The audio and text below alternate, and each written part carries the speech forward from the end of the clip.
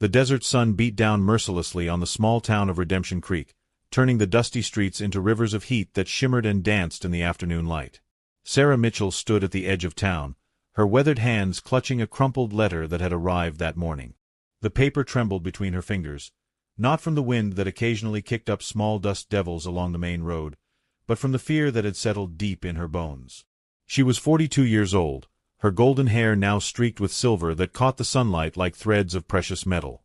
Time and hardship had etched lines around her blue eyes, but they were the kind of lines that spoke of laughter as much as sorrow, of a woman who had faced the harsh realities of frontier life and refused to be completely broken by them. Her dress, once a fine blue calico, had been mended so many times that it was difficult to tell where the original fabric ended and the patches began. The letter was from the Garrett Gang, a group of outlaws who had set up operations in the saloon at the north end of town. 6 months ago, when her husband had died in a mining accident and left her with nothing but debts and a small cabin that leaked when it rained, she had been desperate. Her 2 children, Emma and Thomas, had been hungry. Winter was coming, and she had no wood, no food, no hope. That's when Pike Garrett had found her, offering money with a smile that never reached his cold gray eyes. She had taken it. $200, which might as well have been $2,000 for all her ability to repay it. She had told herself she would find work, that she would pay it back slowly but surely. But work for a woman alone in a town like Redemption Creek was scarce. She had taken in washing, done mending, even helped at the general store when old Mrs. Henderson needed an extra pair of hands.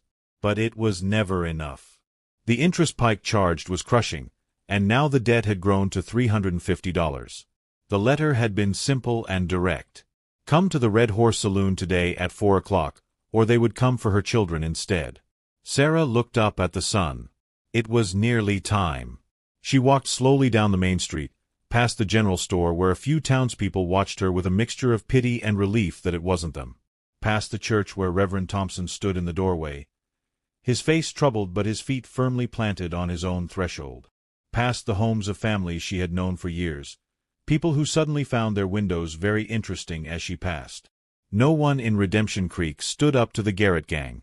Not after what had happened to Sheriff Morrison when he had tried to run them out of town. They had found him hanging from the old oak tree at the edge of the cemetery, a warning that everyone had understood clearly. The Red Horse Saloon loomed before her, its false front painted a garish red that had faded to a dull rust color under the relentless sun. The sound of rough laughter and piano music drifted out through the swinging doors. Sarah stopped at the bottom of the steps, her heart hammering so hard she thought it might burst through her chest. She thought of Emma, just 13, with her father's dark hair and quiet way of reading books whenever she could get her hands on them. She thought of Thomas, barely 10, who still cried at night for his papa and tried to be brave during the day. She had sent them to stay with her sister in the next county 3 days ago, telling them it was just for a visit.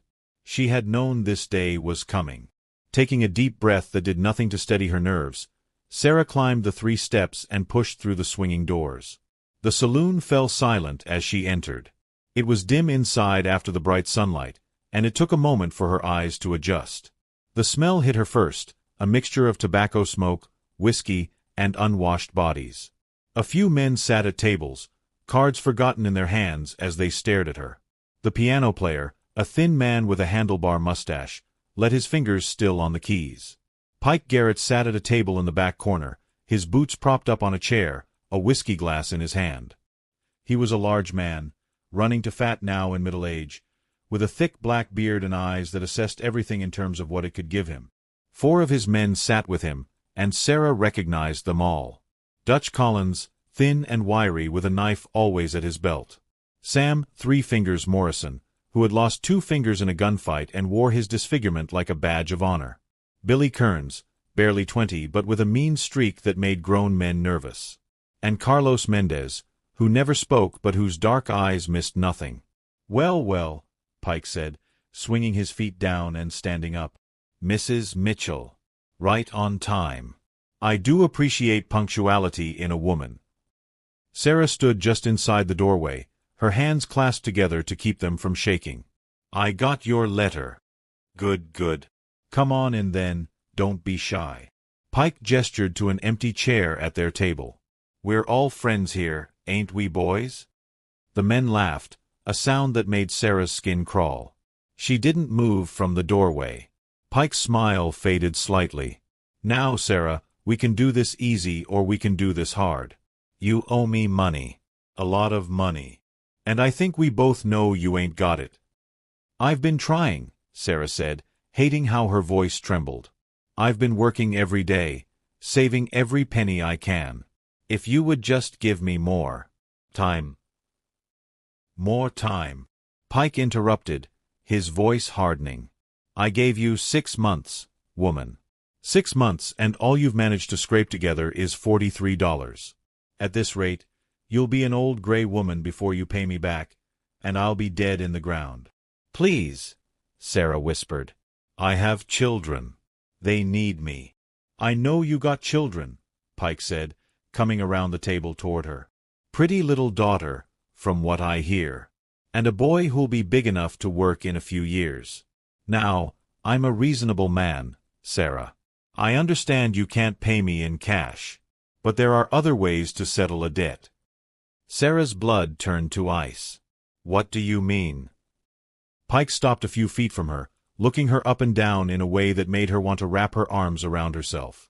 You're still a fine-looking woman, Sarah Mitchell. Maybe a bit worn around the edges, but that's all right. Me and the boys, we get lonely out here. We need someone to take care of us. Cook for us, clean for us, keep us company. You understand what I'm saying? The room seemed to tilt around Sarah. She had known deep down that this was coming, but hearing it said out loud made it real in a way that shattered something inside her. You want me to be our woman, Pike finished. All of us. You do that, and we'll call your debt paid. Hell, we'll even make sure your kids are taken care of. They can stay with that sister of yours, live nice and safe. All you got to do is stay here and keep us happy. Tears burned in Sarah's eyes, blurring her vision. I can't.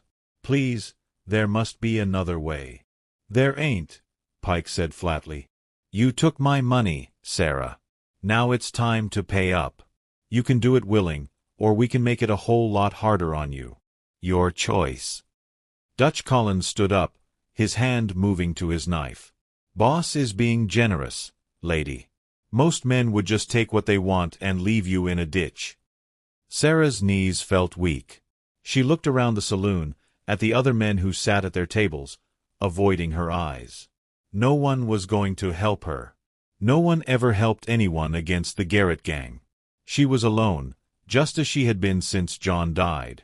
The tears spilled over, running down her cheeks. She thought of Emma's face when she had left, the way her daughter had hugged her so tight, as if she knew something was wrong. She thought of Thomas, who had asked when Mama would come get them, who had wanted to know if they could go home soon. She thought of the life that stretched before her now, trapped here with these men, used and degraded until there was nothing left of the woman she had been. And there was no way out. No escape. She had no money, no friends who would stand against Pike Garrett, no. The saloon doors swung open, flooding the dim interior with bright afternoon sunlight. A tall figure stood silhouetted in the doorway, and for a moment no one could see his face. Then he stepped inside, and Sarah's breath caught in her throat. He was tall and lean, with the weathered look of a man who spent his life under the open sky. His clothes were dusty from travel, a long coat hanging open to reveal a gun belt with 2 pistols holstered at his hips. His hat was pulled low, shading his eyes, but Sarah could see a strong jaw covered in a few days' worth of stubble and dark hair that curled slightly at his collar. He walked with the confidence of a man who knew exactly how dangerous he was and didn't need to prove it. Every eye in the saloon followed him as he crossed to the bar and signaled to the bartender. "Whiskey," he said, his voice low and rough, like gravel in a river. The bartender, a nervous man named Frank who had seen too many fights in his establishment, poured the drink with shaking hands.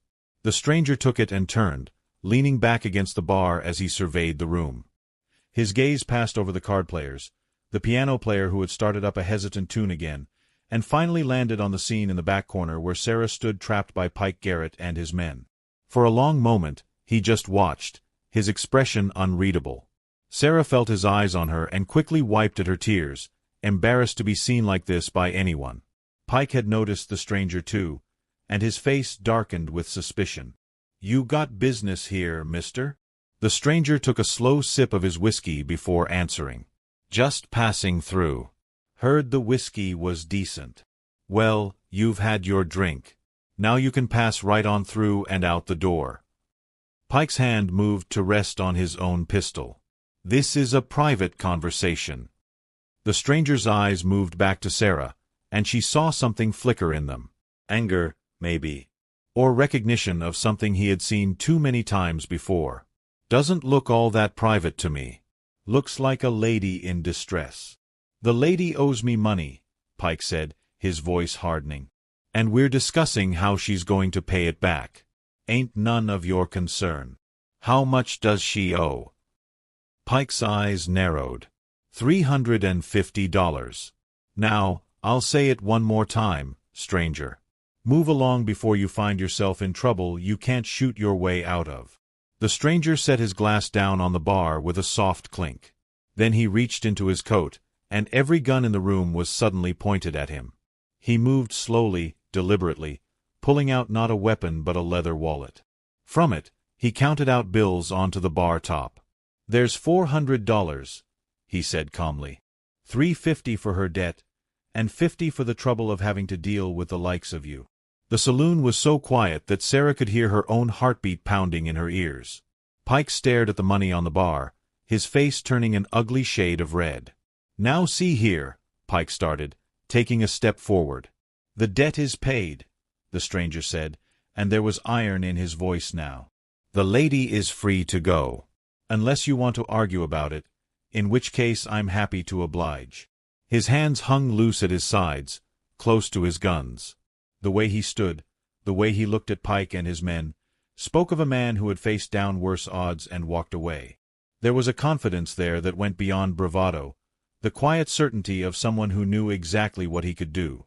Pike's hand twitched toward his gun, but Dutch Collins put a hand on his arm, leaning in to whisper something in his ear. Pike's jaw clenched, and for a moment Sarah thought he might draw anyway. Then he forced a smile that looked more like a snarl. "Well now, if you want to be a fool with your money, that's your business." He nodded to Carlos, who went to the bar and gathered up the bills, counting them quickly. "Debt's paid. Lady can go." He looked at Sarah with cold fury in his eyes. "But you remember, Sarah Mitchell, you took charity from a stranger today. That's going to cost you in ways you can't imagine yet. This town don't forget." The stranger pushed away from the bar and walked over to where Sarah stood frozen, her mind struggling to process what had just happened. He touched the brim of his hat respectfully. "Ma'am, I think it might be best if you came with me." Sarah looked up at him, at eyes that were a deep brown flecked with gold, eyes that held both kindness and a warning. She nodded, not trusting her voice, and let him guide her toward the door with a hand that barely touched her elbow. As they reached the entrance, Pike called out, "Hey, stranger! What's your name, so we know who to thank?" The man paused and looked back over his shoulder. "Name's Cole. Cole Brennan. And I don't want your thanks. Just wanted to make sure the lady got a fair shake." Then they were outside, in the bright sunlight and fresh air, and Sarah felt her knees finally give way. Cole Brennan caught her before she could fall, his strong hands steadying her. "Easy now," he said gently. "You're safe." And that's when Sarah Mitchell, who had held herself together through her husband's death and 6 months of desperate poverty and the horror of what had almost happened in that saloon, finally broke down and sobbed. Cole Brennan stood in the dusty street outside the Red Horse Saloon, holding a crying woman he had never met before and wondering what in God's name he had just gotten himself into. When he had ridden into Redemption Creek an hour ago, he had been planning on nothing more than a drink, a hot meal, and maybe a soft bed for the night before moving on. He had been drifting for 3 years now, ever since the war ended, and he had come home to find everything he had known burned to the ground. No home, no family, no reason to stay anywhere for long. But then he had walked into that saloon and seen her standing there, trembling like a leaf in a storm, with tears on her face and terror in her eyes. He had seen the way those men looked at her, the way they circled her like wolves around wounded prey. And something in him, something he thought had died in the war, had stirred to life. Now she clung to his shirt, her face buried against his chest, sobbing like her heart was breaking. He awkwardly patted her shoulder, looking around at the townspeople who were starting to emerge from buildings and doorways to watch the spectacle. "Ma'am," he said quietly, "maybe we should get you somewhere more private. People are starting to stare." She nodded against his chest and pulled back, wiping at her face with shaking hands. "I'm sorry. I'm so sorry. I don't know what came over me." "You don't have anything to apologize for," Cole said firmly. "But we should talk. Is there somewhere we can go?" Sarah looked around at the watching townspeople and seemed to shrink into herself. "I have a cabin. It's not much, but—" She trailed off, seeming to realize how that might sound. "I mean, we can talk there. It's just at the edge of town." "Lead the way," Cole said, keeping his voice neutral and respectful. They walked through town in silence, Sarah keeping her head down while Cole watched their surroundings with the alertness of a man who had learned the hard way that trouble usually came when you weren't paying attention. He noticed how people looked at Sarah, some with pity, others with something uglier. He noticed how they looked at him, assessing this stranger who had just bought his way into a mess that was none of his business. The cabin was small and weathered, sitting on a small plot of land at the eastern edge of town. It had clearly seen better days, but it was clean and well kept, with a small garden out front where a few stubborn vegetables grew despite the hard soil. Sarah pushed open the door and gestured for him to enter. Inside was sparse but neat. A small table with 2 chairs, a narrow bed in one corner, a fireplace with a cooking pot hanging over cold ashes. A few books on a shelf, some clothes hanging on pegs. Everything a person needed to survive and nothing more. Sarah moved to the fireplace and began building a fire with practiced efficiency. "Would you like coffee? It's not much, but it's all I have to offer." "Coffee would be fine, thank you." Cole sat at the table and watched her work. Now that they were out of immediate danger, he could see her more clearly. She was beautiful in the way of women who had lived through hardship and come out stronger for it. The lines around her eyes spoke of laughter as well as tears, and there was a strength in the set of her shoulders that the events in the saloon hadn't completely broken. When the coffee was ready, she poured 2 cups and sat across from him, her hands wrapped around the warm tin cup as if drawing strength from it. "I don't know how to thank you," she said softly. "What you did back there. I don't have words for it.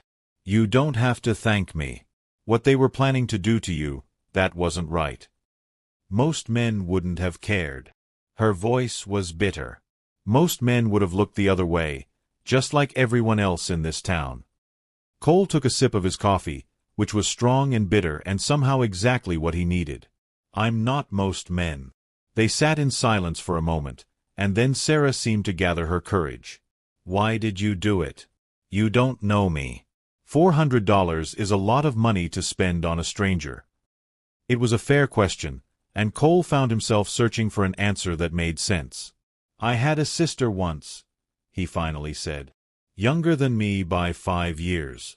Prettiest girl you ever saw, with a laugh that could light up a room. When the war came, I enlisted, thought I'd be back in a few months. 3 years later, when I finally made it home, I found out that some men had come through our town.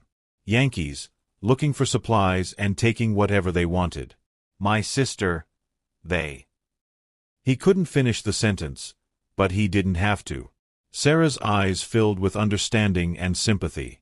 "There was no one there to protect her," Cole continued, his voice rough. "Our father was dead, killed in the first year of the war. Our mother was too weak to stop them. And I was hundreds of miles away, fighting in battles that didn't mean a damn thing. By the time I got home, my sister was dead. Took her own life rather than live with what they did to her." "Oh God," Sarah whispered. "I'm so sorry." Cole set down his coffee cup, his hands not quite steady. "I swore that day that if I ever saw a woman in trouble like that again, I wouldn't look away. I wouldn't be like all those people who didn't help my sister. So when I walked into that saloon and saw you there, saw what they were planning, I couldn't just walk away." Tears ran down Sarah's face again, but these were different tears. "Your sister would be proud of you. Maybe." Cole cleared his throat, uncomfortable with the emotion that threatened to overwhelm him. "Anyway, that's why I did it. Not because I expect anything from you, but because it was the right thing to do. Sarah wiped at her eyes and took a shaky breath. I should tell you my story. You paid my debt, you deserve to know what you bought. Over the next hour, as the sun began its descent toward the horizon, Sarah told him everything. About her husband John, a good man who had worked himself to death trying to make a life for them in the harsh frontier. About the mining accident that had taken him, the debts he had left behind, the desperate winter when her children were hungry and cold. About taking the loan from Pike Garrett, not knowing what kind of man he was until it was too late. I sent Emma and Thomas away 3 days ago, she finished, her voice breaking. Sent them to stay with my sister in Silver Creek. Told them it was just a visit, but I knew I might never see them again. If you hadn't walked in when you did. Cole felt a fierce anger burning in his chest, not at Sarah but at the world that could put a woman in such an impossible situation. Where's Silver Creek? About 2 days' ride east. Why? Because you should go to your children. Gather whatever you need here, and I'll take you to them. Sarah stared at him. You can't. Pike Garrett won't just let this go. He's a proud man, and you made him look like a fool in front of his gang. He'll come after you. Let him, Cole said with a shrug. I've dealt with worse than Pike Garrett. But why? Why would you do more for me? You've already done so much. Cole stood up and walked to the window, looking out at the darkening sky. Because I'm tired of riding alone. Tired of drifting from town to town with no purpose. Maybe helping you is a way to make up for not being able to help my sister. Or maybe I just need to believe that there's still some good left in the world. He turned to face her. Either way, I'm not leaving you here to face Pike Garrett and his men alone. Sarah stood as well, and for the first time since he had met her, he saw hope in her eyes. If you really mean that, if you really want to help me get to my children, I'll be forever grateful. Then it's settled. We'll leave at first light, before Pike has time to think too hard about what happened today. I don't have much, Sarah warned. Just what I'm wearing and a few personal things. And I don't have any way to repay you for your help. I'm not asking for repayment, Cole said firmly. Now, you should get some rest. Tomorrow's going to be a long day. Sarah hesitated, then asked quietly, Where will you stay tonight? The town's boarding house won't rent to anyone who's crossed Pike Garrett. Cole smiled faintly. I've slept under the stars more times than I can count. One more night won't hurt me. No, Sarah said, a blush creeping up her cheeks. You can sleep here. I'll take the bed, you can have the floor. It's not much, but it's better than sleeping outside. Cole started to protest, but the determined look in her eyes stopped him. All right. Thank you. That night, as Sarah lay in her narrow bed and Cole stretched out on the floor with his saddle for a pillow, neither of them slept much. Sarah kept thinking about the stranger who had saved her life, trying to understand why a man like that would help someone he didn't know. Cole kept thinking about the woman in the bed a few feet away, and the way something in his chest had tightened when she had smiled at him before saying good night. Neither of them realized it yet, but something had begun that day in the Red Horse Saloon. Something that would change both their lives forever. They left Redemption Creek in the pale light of dawn, when the air was still cool and the town was just beginning to stir. Sarah rode behind Cole on his horse, a sturdy bay gelding named Scout, her few possessions tied in a bundle behind the saddle. She had said goodbye to the little cabin that had been her home, knowing she would likely never see it again. As they rode past the Red Horse Saloon, Sarah saw Dutch Collins standing on the porch, watching them with cold eyes. She pressed closer to Cole's back, and felt his shoulders square with determination. They rode out of town without incident, but Sarah couldn't shake the feeling that this wasn't over. The trail to Silver Creek wound through desert and scrubland, with occasional stands of juniper and pinyon pine providing shade from the growing heat. Cole kept them moving at a steady pace, stopping frequently to water the horse and let Sarah rest. He was constantly alert, his eyes scanning the horizon for signs of pursuit. At midday, they stopped by a small creek to eat the food Sarah had packed, simple fare of hard bread and dried meat. They sat in the shade of a cottonwood tree, and for the first time, they talked about things other than danger and debt. "Tell me about your children," Cole said, leaning back against the tree trunk. Sarah's face lit up in a way that made her look 10 years younger. "Emma is 13, and she's the smartest person I know. She taught herself to read from an old primer when she was just 5 years old. She wants to be a teacher someday, help other children learn. Thomas is 10, and he's all energy and mischief. He looks just like his father, same dark hair and green eyes. He wants to be a rancher when he grows up, have his own land and horses." "They sound wonderful." "They are. They're everything to me. When John died, I thought I might die too, just from the grief. But I had to keep going for them. They needed me." Her voice dropped. "That's why I was willing to do what Pike wanted. I couldn't let him hurt them." Cole was quiet for a moment. "You're a brave woman, Sarah Mitchell. Braver than most men I've known." Sarah laughed, a sound with no humor in it. "I don't feel brave. I feel like a coward who ran away." "You're not running away. You're going toward something, toward your children and a chance at a new life. That takes courage." They rode on through the afternoon, and as the miles passed, Sarah found herself relaxing slightly. Cole was easy to be around, comfortable with silence but willing to talk when she wanted conversation. He told her stories about his time in the war, carefully editing out the worst parts. He told her about growing up in Virginia, about his father who had been a horse breeder and his mother who had kept a beautiful garden. "What will you do?" Sarah asked as the sun began to set and they started looking for a place to camp for the night. "After you take me to Silver Creek, where will you go?" Cole was quiet for so long that Sarah thought he might not answer. Then he said, "I don't know. I've been drifting for 3 years now, taking odd jobs, never staying anywhere long. I guess I'll keep doing that." "That sounds lonely." "It is," Cole admitted.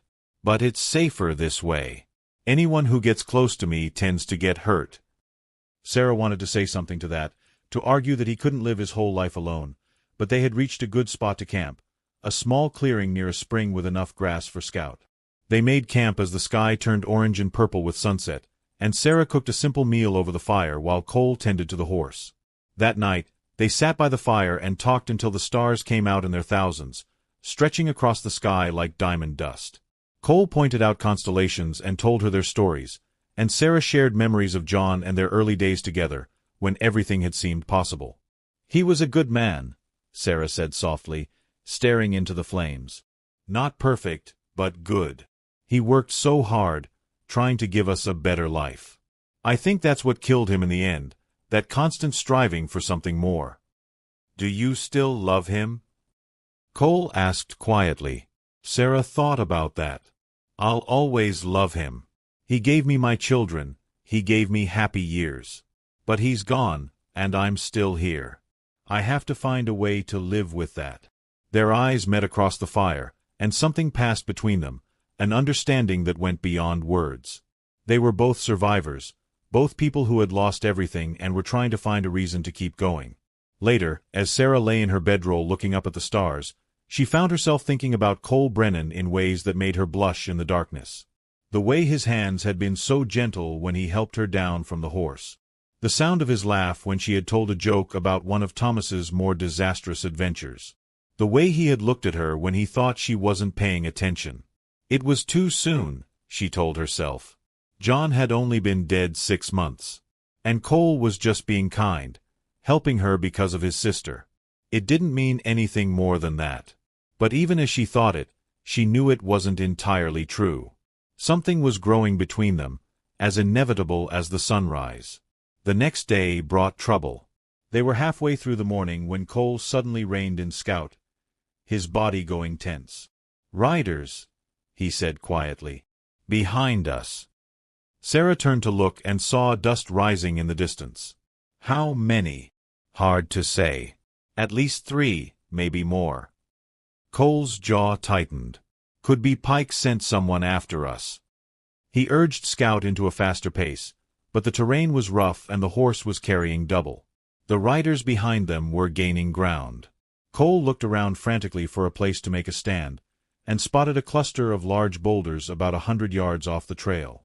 "Hold on," he told Sarah, and urged Scout toward the rocks. They made it to the boulders just as the riders came into view.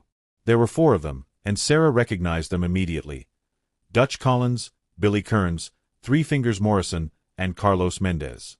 All of Pike's top men. Cole helped Sarah down from the horse and positioned her behind the largest boulder. "Stay down," he ordered, then drew both his pistols and moved to a position where he could see the approaching riders. The 4 men reined in about 50 yards away, spreading out in a line. Dutch Collins called out, "Cole Brennan! Pike wants his money back." The debt was paid. Cole shouted back, "Fair and square. Pike says different. Says you had no right interfering in his business. You give us the woman and the money, we'll let you ride away." Cole's laugh was harsh. "That's not going to happen. Then you're a dead man." Dutch went for his gun. What followed happened so fast that Sarah could barely follow it. Cole's hands moved in a blur, both pistols coming up and firing. Dutch Collins jerked backward off his horse, a red stain spreading across his chest.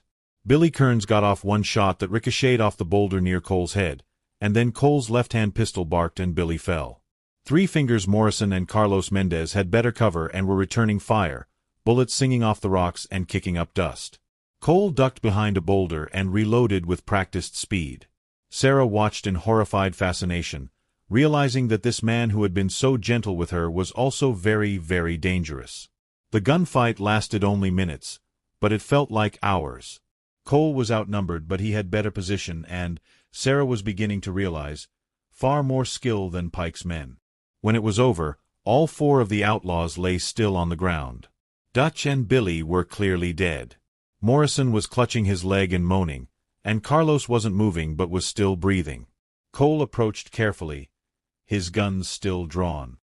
He kicked away the weapons near the wounded men and checked to make sure none of them were in any position to cause more trouble. Then he returned to Sarah, who had emerged from behind the boulder with shaking legs. "Are you all right?" he asked, his voice urgent. "You weren't hit."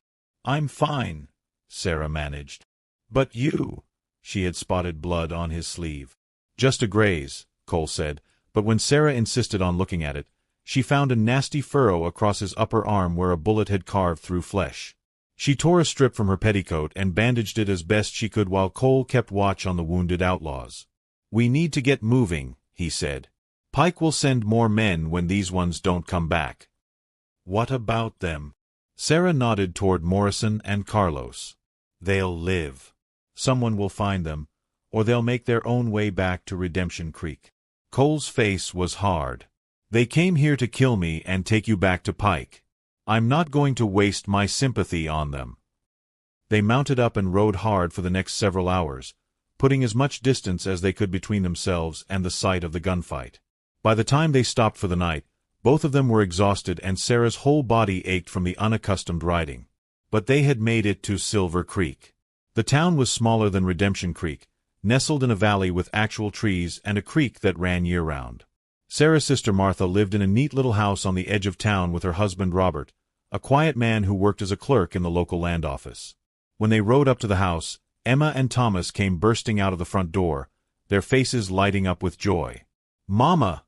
they cried in unison, and Sarah slid off the horse and caught them in her arms, holding them so tight it must have hurt. "Mama, you came," Thomas said, his voice muffled against her shoulder. "I knew you would." "Of course I came, baby," Sarah said, tears streaming down her face. "I'll always come for you." Emma pulled back and looked at Cole, who had dismounted and was standing awkwardly to the side. "Who's that?" "This is Mr. Brennan," Sarah said, wiping at her eyes. He helped me get here." Martha had come out onto the porch, a tall woman with Sarah's same blonde hair and a worried expression. "Sarah, what's happened? We weren't expecting you for another week at least." Over dinner that night, with the children in bed and Robert keeping watch outside, Sarah told Martha everything. About the debt, about Pike Garrett, about what had almost happened in the saloon. About Cole stepping in to save her and the gunfight on the trail. Martha looked at Cole with a mixture of gratitude and concern. "You've made a powerful enemy. Pike Garrett isn't the kind of man who forgets. I know, Cole said quietly. But I couldn't stand by and do nothing. We're grateful, Robert said, speaking for the first time. More grateful than we can say. But Martha's right. You've put yourself in danger for us. I can take care of myself, Cole assured them. He stood up from the table. I should be going. I've imposed on your hospitality long enough. Going. Sarah's voice was sharper than she intended. Where? Cole looked at her, and something flickered in his eyes. I don't know. West, maybe. Or north. Somewhere Pike Garrett won't think to look. You're running. Sarah stood as well, her heart hammering. After everything, you're just going to ride away? Sarah, Cole said gently, it's better this way. If I stay, I'll only bring more trouble down on you and your family. Pike will keep sending men. Eventually, someone might get hurt. Your children might get hurt. So you'll just leave? Sarah felt tears burning in her eyes again, but these were angry tears. I thought maybe. She couldn't finish the sentence, couldn't put into words the feelings that had been growing in her heart over the past 2 days. The way she had felt safe for the first time in months when she was near him. The way his smile made something warm bloom in her chest. The way she had started imagining a future that included him. Cole took a step toward her, his face pained. Sarah, I can't stay. Don't you see? Everyone I care about gets hurt. My sister, my parents, everyone. I won't let that happen to you or your children. That's not your decision to make. Sarah's voice rose. You don't get to decide what risks I'm willing to take. Martha and Robert exchanged glances and quietly left the room, giving them privacy. Cole and Sarah stood facing each other in the lamplight, the air between them crackling with tension and unspoken feelings. I care about you, Cole finally said, his voice rough. More than I should, more than I have any right to. That's why I have to leave. To keep you safe. And what about what I want? Sarah asked, moving closer to him. Don't I get a say in this? What do you want? Cole asked, and his voice dropped to almost a whisper. Sarah looked up at him, at the man who had saved her life and her children's future, who had shown her kindness when the rest of the world had turned away.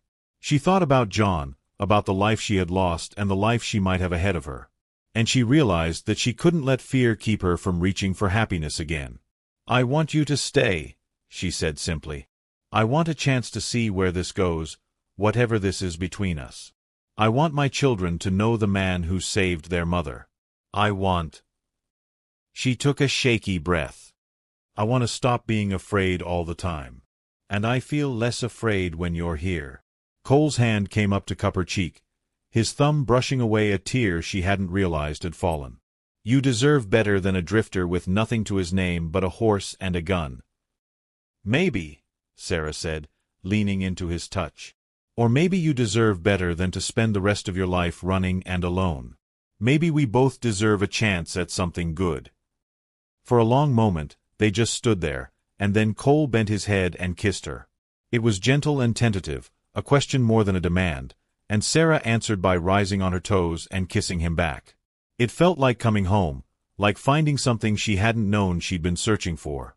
When they finally pulled apart, both of them were breathing hard. Cole rested his forehead against hers. If I stay, he said quietly, Pike will come. You know that.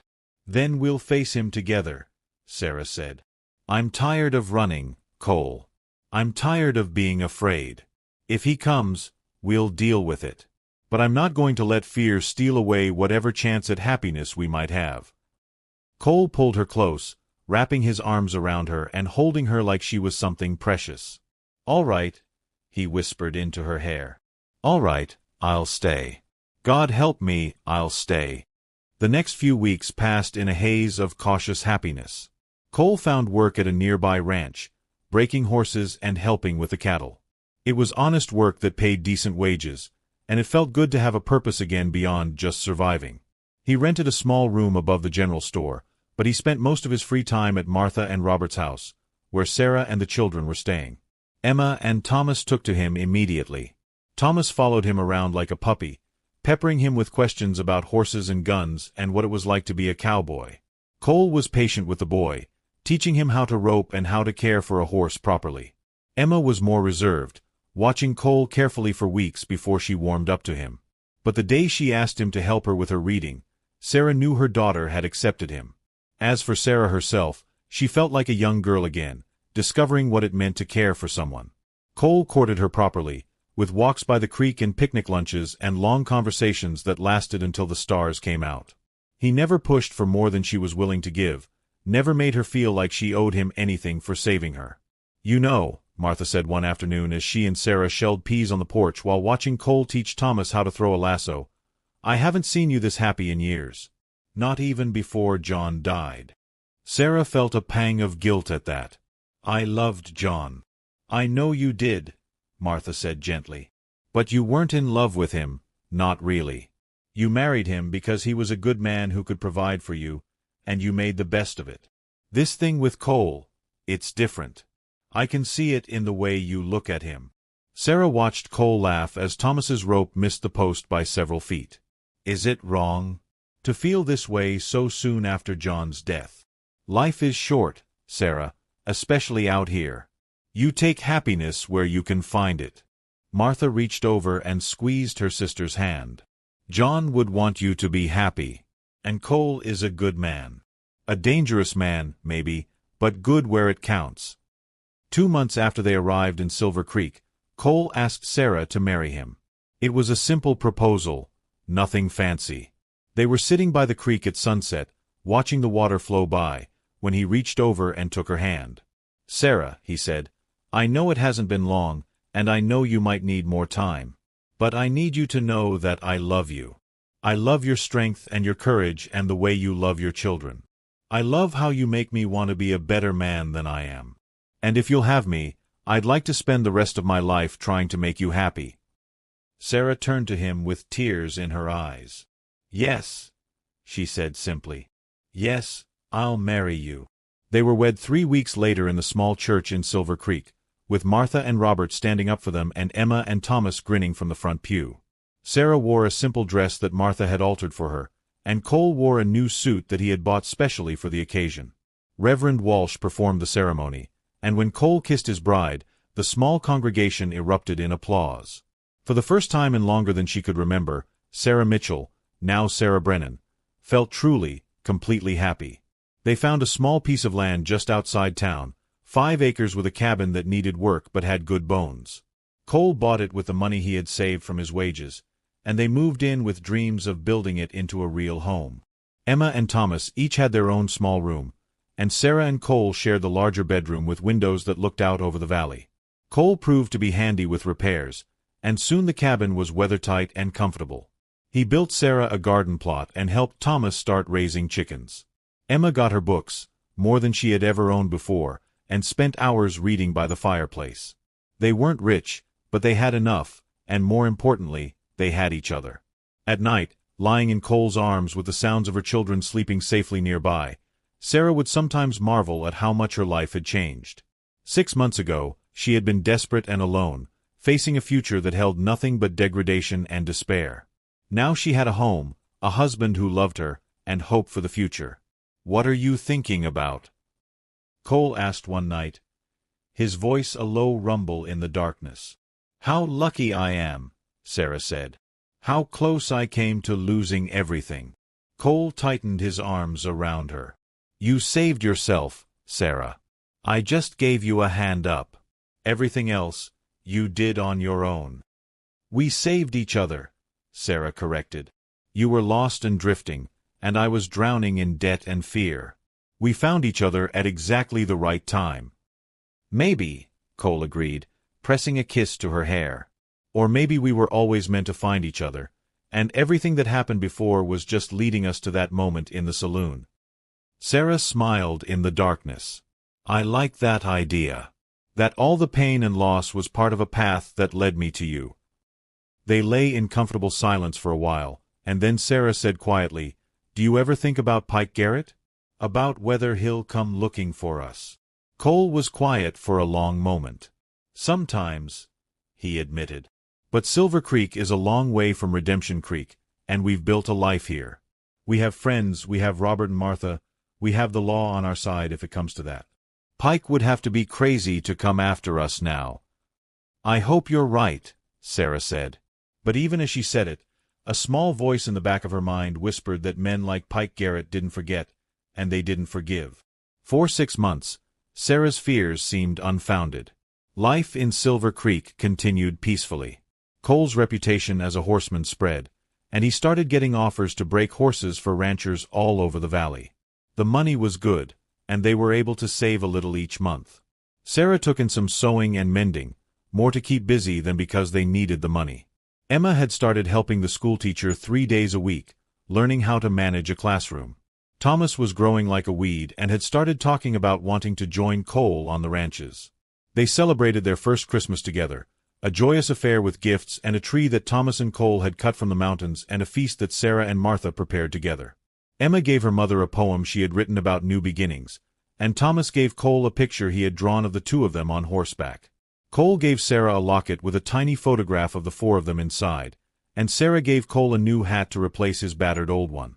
As they sat around the fire that night, singing carols and drinking hot cider, Sarah looked around at her family, because that's what they were now, a real family, and felt a contentment so deep it was almost painful. This was what she had always wanted, what she had dreamed of during those dark months after John died. Love, security, peace. But peace, as Sarah was about to learn, was a fragile thing in the Wild West. It was a Tuesday afternoon in late January when the trouble came to Silver Creek. Sarah was in town, picking up supplies at the general store, when she heard the sound of horses and looked out to see 5 riders coming down the main street. Even at a distance, something about them set her nerves on edge. They rode with the casual arrogance of men who were used to taking what they wanted, and their eyes swept over the town like wolves evaluating prey. Sarah's blood turned to ice when she recognized the man in the lead. Pike Garrett. He looked older than she remembered, with more gray in his beard and new lines around his eyes, but the cold calculation in his gaze was the same. With him were 4 new men, rough-looking characters who wore their guns low and had the dead eyes of killers. Sarah ducked behind a display of canned goods, her heart hammering. Pike hadn't seen her yet, but it was only a matter of time. She had to get word to Cole, had to warn him. She slipped out the back door of the store and ran down the alley toward the livery where Cole was working. She found him in the corral, working with a young mare who was just learning to accept a saddle. "Cole!" she gasped, out of breath from running. "Pike Garrett is here. He's in town right now, with 4 other men." Cole's face went hard. He immediately led the mare back to her stall and grabbed his gun belt from where it hung on a post. "Get to Martha's house," he ordered. "Take the children and stay inside. Don't come out until I come for you." "Cole, there are 5 of them." "I know." His voice was grim. "But running won't help now. Pike found us, which means he'll keep finding us wherever we go. This ends today, one way or another." Sarah grabbed his arm. "Don't do this. We can leave, go somewhere else." Cole cupped her face in his hands and kissed her hard. "I love you, Sarah Brennan, more than my own life. That's why I have to do this, to keep you and the children safe." He pulled back and looked into her eyes. "Now go, please." With tears streaming down her face, Sarah ran toward Martha's house. She burst through the door and found Emma helping Martha with the ironing. "Where's Thomas?" she demanded. "Out back with Robert." "Why?" Martha started, but Sarah was already moving. She gathered the children, ignoring their protests and questions, and herded them into Martha and Robert's bedroom at the back of the house. "Stay here," she ordered. "No matter what you hear, you stay here and you stay quiet. Do you understand me?" Emma, always perceptive, had gone pale. "It's those men from before, isn't it? The ones who wanted to hurt you." "Yes," Sarah said. There was no point in lying. "But Cole is going to handle it. We just need to stay here and stay safe." She left them there with Martha and Robert standing guard, and then, despite Cole's orders, She crept to the front window where she could see the main street. She had to know what was happening. She had to see that Cole was all right. Cole stood in the middle of the street, his hands hanging loose at his sides, his face calm. Sarah could see Pike and his men at the other end of the street, about 50 yards away. The townspeople had scattered, taking cover in buildings and doorways, but nobody was running for the sheriff. Everyone knew what was about to happen, and no one wanted to get caught in the middle. Pike dismounted and took a few steps forward. "Cole Brennan," he called out. "Been looking for you. Got some unfinished business." "Our business is finished, Garrett." Cole called back. "I paid that woman's debt fair and square. She doesn't owe you anything." "Maybe not," Pike agreed. "But you owe me. You made me look like a fool in front of my men. You killed Dutch and Billy. That's a debt that can only be paid in blood." "Then let's settle it," Cole shouted. "Just you and me. Leave your men out of it." Pike laughed, a harsh sound that echoed down the street. "You think I'm stupid? I know what you can do with those guns. No, I think we'll do this my way." He nodded to his men, who began to spread out. Sarah's hands pressed against the window glass, her breath fogging it. This was wrong, 5 against 1. Cole was good, maybe the best she'd ever seen, but no one was that good. She looked around frantically for something, anything she could do to help. Then she saw Sheriff Mitchell, no relation to her late husband, coming out of his office down the street. He was an older man, heavy-set and slow-moving, but he wore his badge with pride and he carried a shotgun. He walked out into the street and stood between Cole and Pike's men. "That's enough," the sheriff called out. "I won't have gunfights in my town. Pike Garrett, you and your men mount up and ride out, or I'll throw you all in jail." Pike's smile was cold. "Don't think so, Sheriff. See, I got business with that man there, and I mean to finish it. Now, you can step aside, or you can get buried alongside him. Your choice." The sheriff raised his shotgun. "I said that's enough." He never finished the sentence.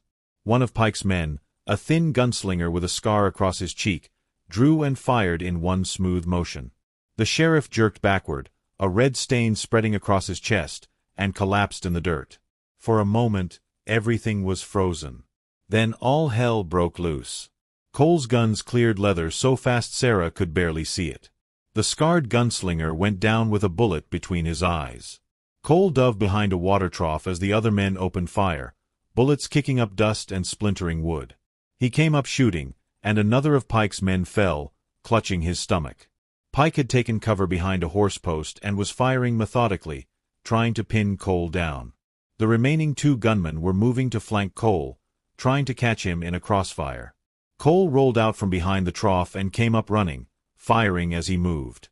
One of the flanking gunmen spun and fell, but the other got off a shot that caught Cole high in the shoulder and spun him around. Sarah screamed, but the sound was lost in the gunfire. Cole stumbled but kept his feet, switching his gun to his left hand and firing twice more. The last gunman went down, and then it was just Cole and Pike, facing each other across the bloody street. Pike stepped out from behind the horse post, his gun leveled at Cole. "Not bad, Brennan. But it's over now. You're wounded, you're out of bullets, and I've got you dead to rights." Cole swayed on his feet, blood running down his arm. His gun hand was shaking. "Maybe," he said, "but I'll take you with me." Pike's finger tightened on the trigger. And then a shot rang out, but it didn't come from Pike's gun. Pike Garrett staggered, looked down in surprise at the red stain spreading across his chest, and slowly toppled over. Behind him stood Robert, Martha's quiet husband who worked as a clerk and never said much. He was holding a rifle, his face pale but determined. "Sorry it took me so long," he said to Cole. "Had to get my gun from the house."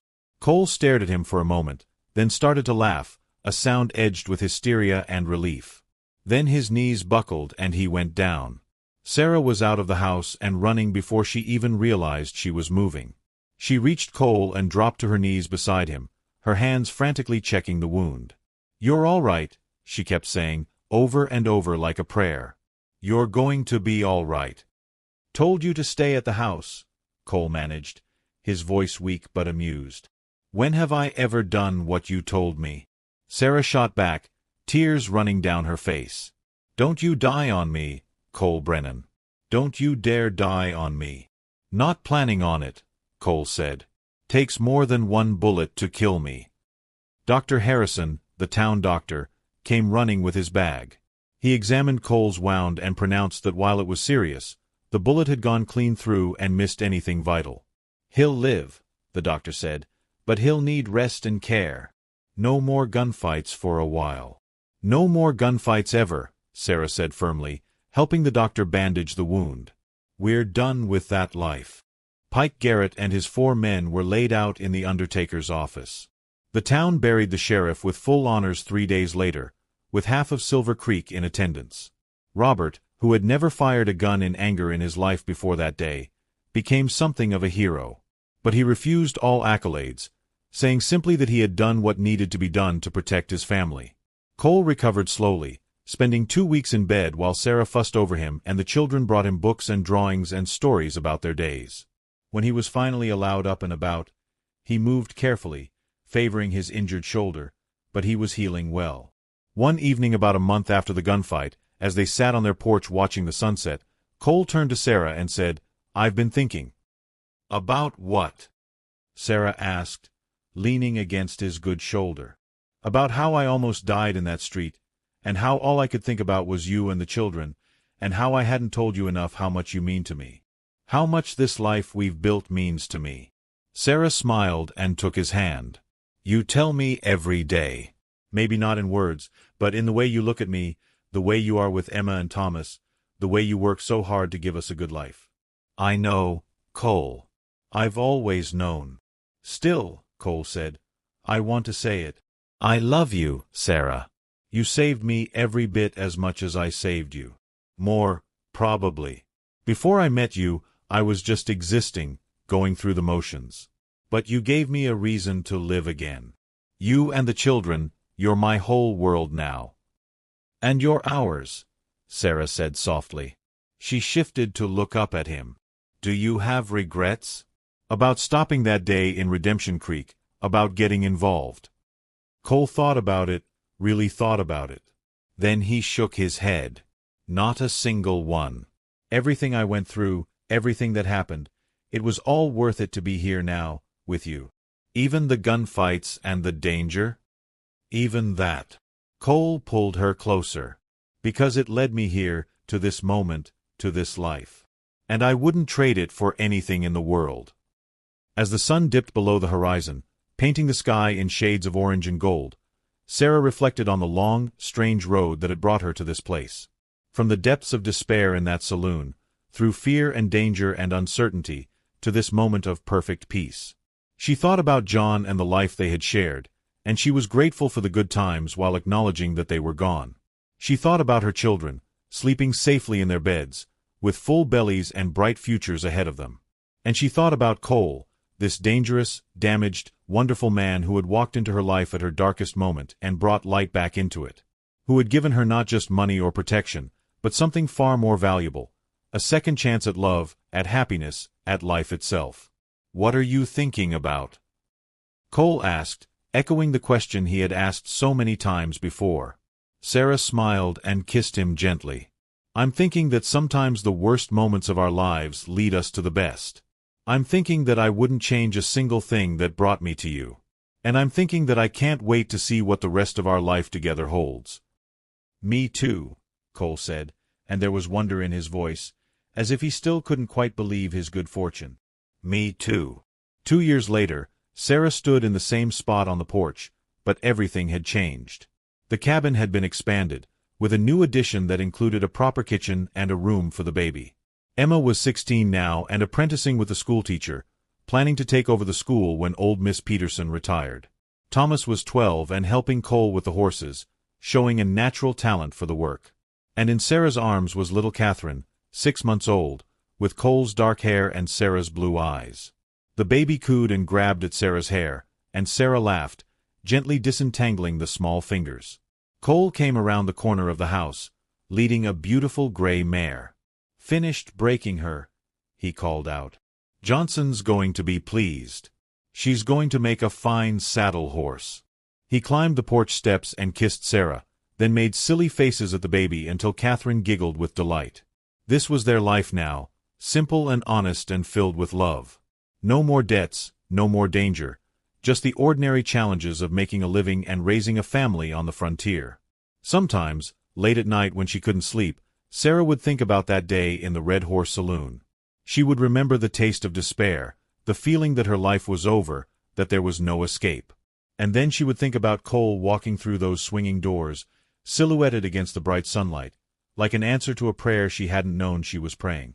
She had been saved that day, but not in the way she had first thought. It wasn't just about the money or escaping Pike Garrett. It was about being given a second chance at life, at love, at hope. It was about finding someone who saw her at her worst moment and chose to stand beside her anyway. It was about learning that it was never too late to start over, to find happiness, to build something beautiful out of the ruins of what came before. Cole would sometimes joke that he had paid $400 for a wife, which made Sarah swat him playfully and remind him that she had paid too, in ways that had nothing to do with money. They had both paid, both sacrificed, both taken enormous risks. But they had done it together, and that had made all the difference. As the sun set on another day in Silver Creek, Sarah stood on her porch with her husband beside her and her children safe and happy, and she felt a gratitude so profound it brought tears to her eyes. She had been given a gift, a second chance, and she had taken it with both hands and built something precious out of it. The old life, with its debts and desperation and dark saloons, seemed like a lifetime ago. It seemed like it had happened to someone else. And in a way it had. The woman who had walked into the Red Horse Saloon that day, trembling and afraid, was gone. In her place was someone stronger, braver, happier. Someone who had learned that love could come from the most unexpected places, that heroes sometimes walked through doors just when you needed them most, and that it was always, always worth taking a chance on happiness. Sarah Brennan had been saved by a lone cowboy who paid her debts. But she had saved him right back, in all the ways that mattered. And together, they had built something that no amount of money could buy. A home, a family, a life worth living. As darkness fell and the stars began to come out, Cole put his arm around Sarah's waist and she leaned into him, baby Catherine sleeping peacefully in her arms. Tomorrow would bring its own challenges and joys, but tonight, in this moment, everything was exactly as it should be. The debt was paid. The danger was past. And love, against all odds, had triumphed.